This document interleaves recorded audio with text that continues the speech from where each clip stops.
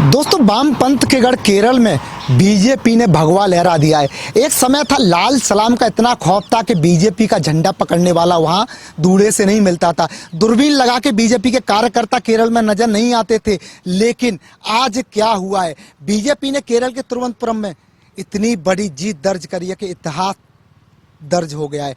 पहली बार तिरुवनंतपुरम में बीजेपी अपना मेयर बनाने जा रही है। नगर निगम चुनाव में बीजेपी की बड़ी जीत हुई है। उसी के साथ उसी केरल में आज, जिस केरल में वामपंथ का इतना कहर था, वामपंथ का गढ़ जिस केरल को बोला जाता था, बीजेपी का ये प्रदर्शन कहीं ना कहीं आज जो विपक्ष बीजेपी पर लगातार सवाल उठाता था कि ईवीएम हैक करते हैं, वोट चोरी करते हैं, लेकिन केरल के लोगों ने क्या किया, बीजेपी को इतनी बड़ी जीत के साथ संदेश दे दिया है कि पश्चिम बंगाल में क्या होने वाला है और आने वाले चुनाव में केरल में क्या होने वाला है। इतिहास में पहली बार ऐसा हुआ है कि केरल में, उस केरल में बीजेपी की जीत हो गई जिस केरल में बीजेपी के ना तो सांसद धूड़े से मिलते थे, ना विधायक धूड़े से मिलते थे। उसी केरल में आज बीजेपी नगर निगम का एक छोटा सा चुनाव जीत जाती है।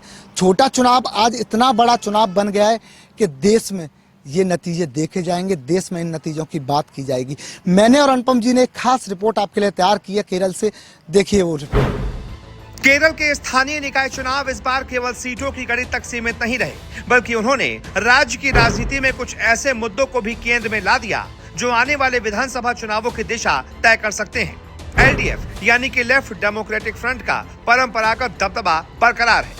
कांग्रेस भी कई इलाकों में मजबूती से लड़ती दिखी, लेकिन बीजेपी के लिए यह चुनाव खास तौर पर बहुत अहम माना जा रहा है। इसकी सबसे बड़ी वजह है एर्नाकुलम जिले का मुनंबम इलाका, जहां एनडीए की जीत को बीजेपी एक राजनीतिक और सामाजिक टर्निंग पॉइंट के रूप में पेश कर रही है। बीजेपी के केरल महासचिव अनूप एंटनी जोसेफ ने मुनंबम वार्ड में एनडीए की जीत को ऐतिहासिक बताया है। बीजेपी नेता का दावा है कि मुनंबम में करीब 500 ईसाई परिवार वक्फ वोट के कथित अवैध दावों की वजह से अपने घरों से बेदखली के खतरे का सामना कर रहे थे। अनूप एंटनी के मुताबिक मोदी सरकार और बीजेपी ने इस मुद्दे पर खुलकर इन परिवारों का साथ दिया। उसी का नतीजा है कि लोगों ने स्थानीय चुनाव में बीजेपी को अपना समर्थन दिया। मुनंबम वक्फ विवाद की जड़ें आज से करीब 7 दशक पुरानी हैं। 1950 में सिद्दीकी सैफ नामक व्यक्ति ने यह जमीन फरीद कॉलेज को दान में दी थी। इसके बाद कॉलेज प्रशासन ने इस भूमि के कुछ हिस्से स्थानीय निवासियों को बेच दिए, जबकि इन इलाकों में लोग पहले से रह रहे थे। साल 2019 में केरल वक्फ बोर्ड ने इस पूरी जमीन को वक्फ संपत्ति के तौर पर रजिस्टर कर दिया, जिससे पहले हुए सभी सौदे अमान्य माने जाने लगे।